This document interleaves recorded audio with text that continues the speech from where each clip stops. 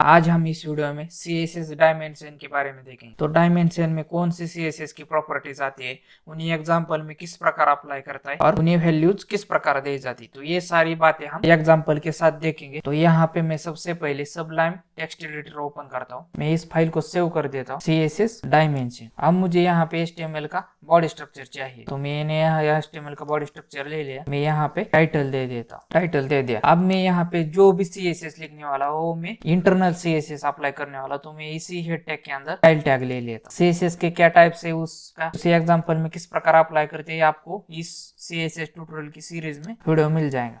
अब मुझे बॉडी में अपना कोड लिखना है, तो यहाँ पे मैं एक पैराग्राफ टैग ले लेता हूँ। मैं सबसे पहले यहाँ पे ड्यू टैग ले लेता हूँ और ड्यू टैग के अंदर मुझे यहाँ पे पैराग्राफ टैग चाहिए और इसी पैराग्राफ टैग के अंदर मैंने कुछ टेक्स्ट कॉपी किया है, मैं इसे यहाँ पे पेस्ट कर देता हूँ। आप अपनी तरफ से कोई भी टेक्स्ट यहाँ पे पेस्ट कर सकते हैं। अब हम ये देखेंगे एक एक करके कि ये सारी चीजें डायमेंशन में किस प्रकार होती है। तो डायमेंशन में क्या क्या प्रॉपर्टीज आती है। तो डायमेंशन में सबसे पहले यहाँ पे विड्थ हाइट की प्रॉपर्टीज आती है, जो दोनों बेस प्रॉपर्टीज है। यही दो प्रॉपर्टीज डायमेंशन में आती है और आगे चल के यही properties max width, max height, mean height, तो ये चीजें होती है। तो मैं यहाँ पे इसे राइट क्लिक कर देता हूँ और एक बार रन करके देखता हूँ। तो यहाँ पे देखिए, यहाँ पे हमारा जो HTML में आउटपुट है वो इस प्रकार आ रहा है। तो अब हमें ये यहाँ एक एक करके इसे हाइट विड्थ देनी। तो यहाँ पे हम सबसे पहले हाइट और विड्थ कैसे देते ये देखेंगे। तो मैं यहाँ पे ड्यू ले लेता हूँ और इसी ड्यू के अंदर मैं यहाँ पे विड्थ दे देता हूँ।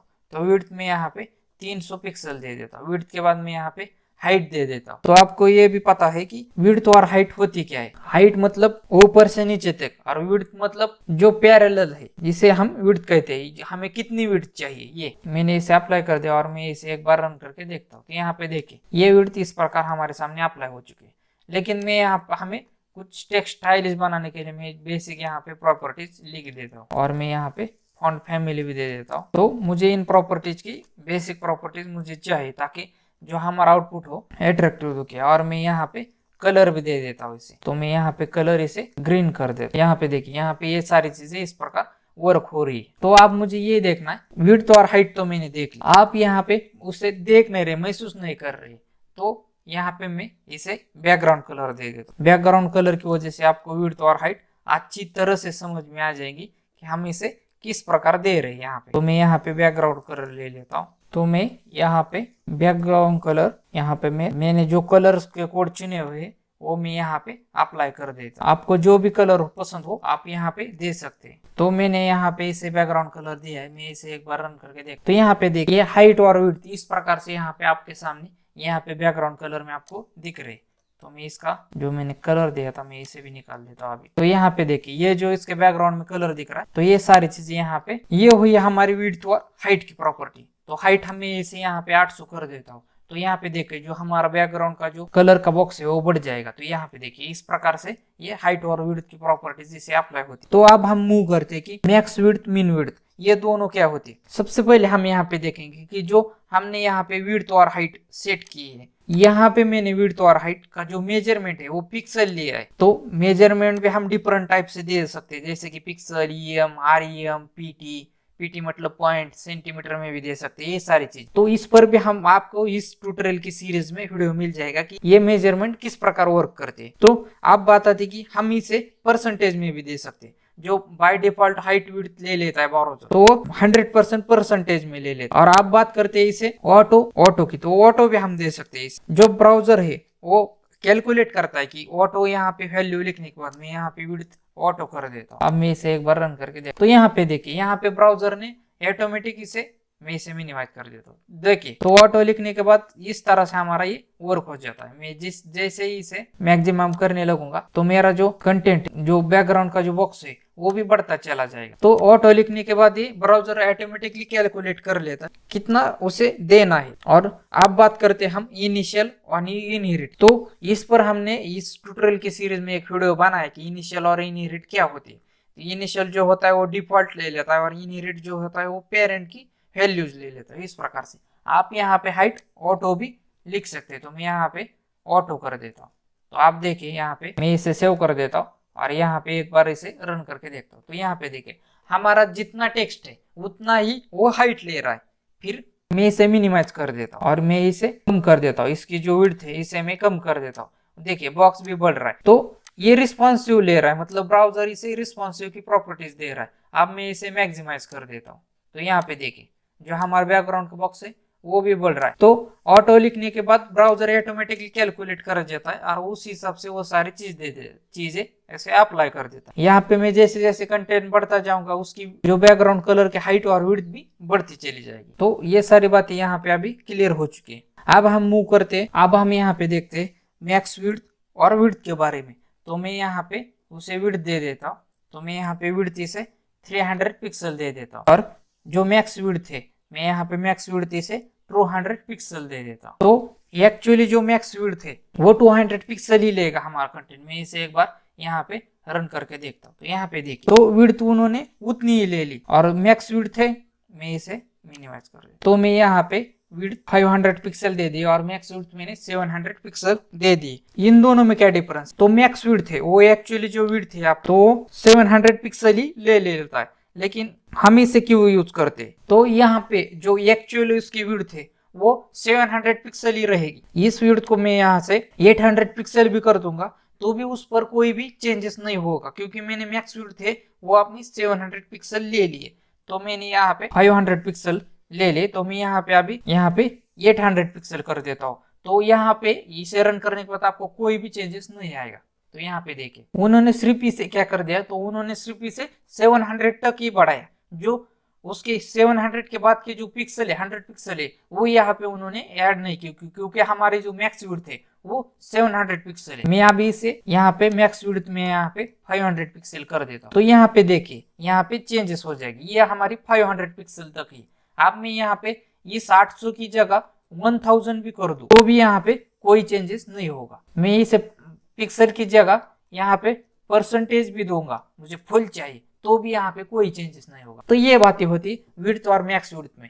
एक्चुअली वो मैक्स विड्थ ले लेता है, उस जो हमारा पॉइंट है उस तक ही वो हमारे कंटेंट को साइज देता है, उसके आगे हमारे कंटेंट को वो साइज नहीं देता। और हम इसमें पैडिंग, बॉर्डर्स और मार्जिंस ये यहाँ पे प्रॉपर्टीज नहीं लिख सकते। और मैक्स विड्थ है यहाँ पे हम नन भी कर सकते हैं, यहाँ पे लेन भी देख सकते हैं, और जो हमारी कॉमनली वैल्यूज रहती है इनिशियल और इनहेरिट ये भी दे सकते हैं हम यहाँ पे। तो ये हो गए हमारी विड्थ और मैक्स विड्थ के बारे में।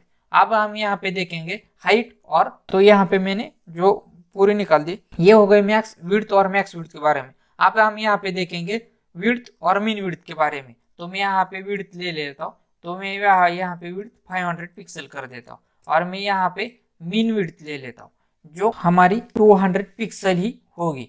अब मैं इसे एक बार रन करके देखता हूँ। तो मैं यहाँ पे विड्थ ले लेता हूँ, यहाँ पे मैं विड्थ यहाँ पे 300 पिक्सल दे देता हूँ और यहाँ पे मैं मीन विड्थ ले लेता हूँ 500 पिक्सल।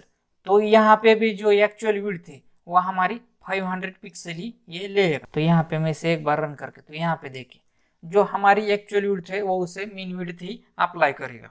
हम यहाँ पे दोनों में से कहीं भी चेंजेस करेंगे, तो मैं यहाँ पे विड्थ से यहाँ पे 800 पिक्सल कर देता हूँ, तो उस यहाँ पे भी चेंजेस हो जाएंगे। तो ये हमने देखा कि विड्थ और मीन विड्थ के बारे में। अब हम हाइट की तरफ मूव करते, तो हाइट में क्या आता है, मैक्स हाइट और मीन हाइट आता है।